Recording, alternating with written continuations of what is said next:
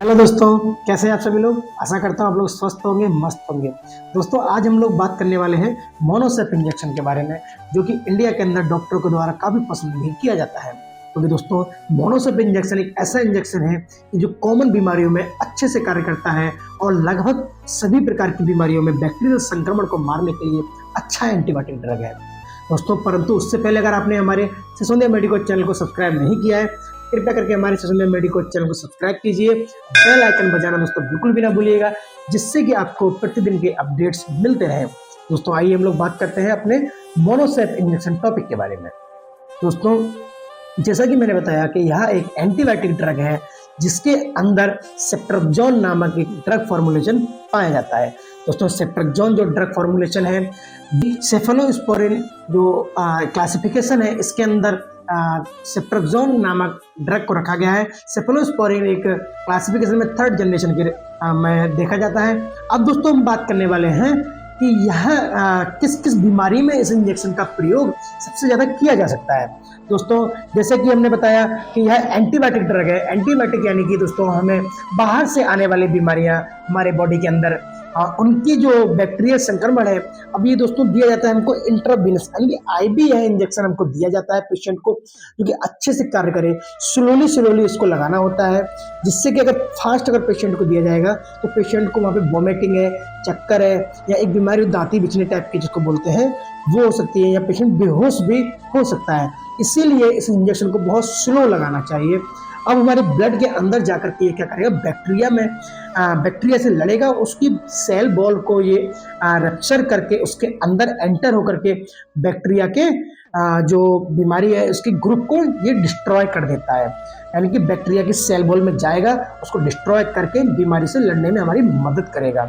इसका दोस्तों ग्रुप का जो ये सेप्ट्रोक्सोन इंजेक्शन है, इसका दोस्तों एक टाइम पीरियड होता है लगाने का, 3 दिन का या 5 दिन का या 7 दिन का, वो डॉक्टर्स द्वारा निर्धारित किया जाता है बीमारी के आधार से।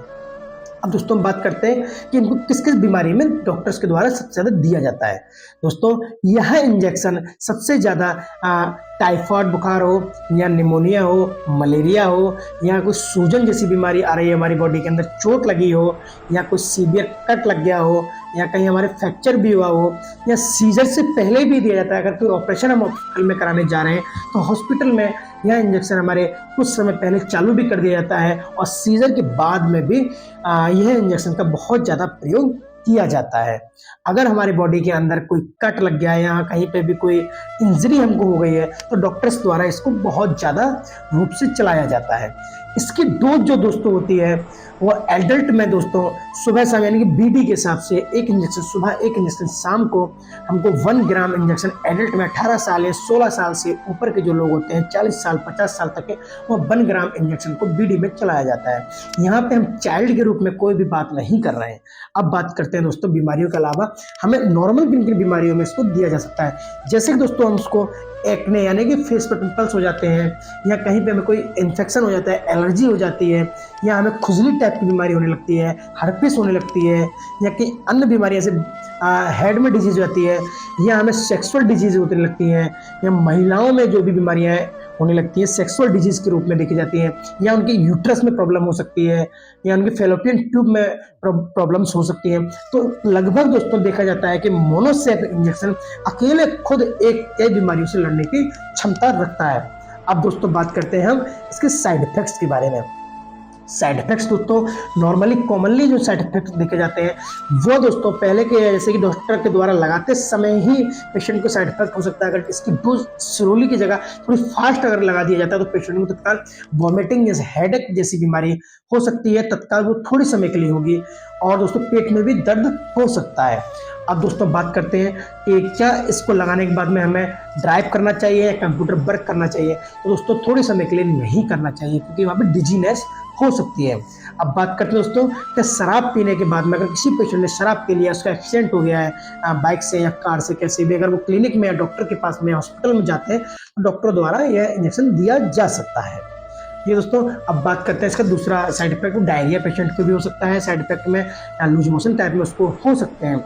अगर किसी पेशेंट को लिवर की डिजीज चल रही है तो वहाँ पे इसको लगाया जा सकता है, परंतु एक्स्ट्रा लगाने के साथ में बहुत से पेशेंटों में कॉमन रूप से बहुत कम मात्रा में देखने को मिलता है कि पेशेंट को लिवर की डिजीज भी हो सकती है।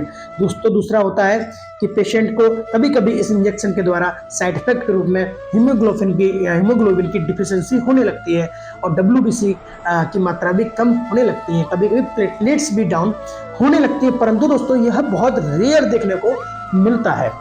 अब बात करते हैं दोस्तों कि यह इंजेक्शन किस प्रकार लगाना चाहिए और कितने स्पीड से लगाना चाहिए। सबसे पहले दोस्तों इसको हमें IV ही यूज करना है, इंट्रामस्कुलर दोस्तों यूज नहीं करना है। अगर दोस्तों यह जानकारी आपको अच्छी लगी हो, कुछ समझ में आया हो, मोनोसेप इंजेक्शन क्या करता है, कैसे उसके यूज होते हैं, किस प्रकार उसको लगाना होता है, किस कंपनी के द्वारा बनाया जाता है और क्या उसके साइड इफेक्ट हैं, क्या उसकी डोज है, अगर ये सब जानकारी दोस्तों पकड़ के आपको अच्छी लगी हो तो कृपया करके दोस्तों वीडियो को लाइक कीजिएगा, वीडियो को कमेंट करना बिल्कुल भी ना भूलें और वीडियो को दोस्तों शेयर बिल्कुल आगे करते रहिए ताकि यह जानकारी लोगों तक दोस्तों पहुंचती रहे। थैंक यू दोस्तों, धन्यवाद।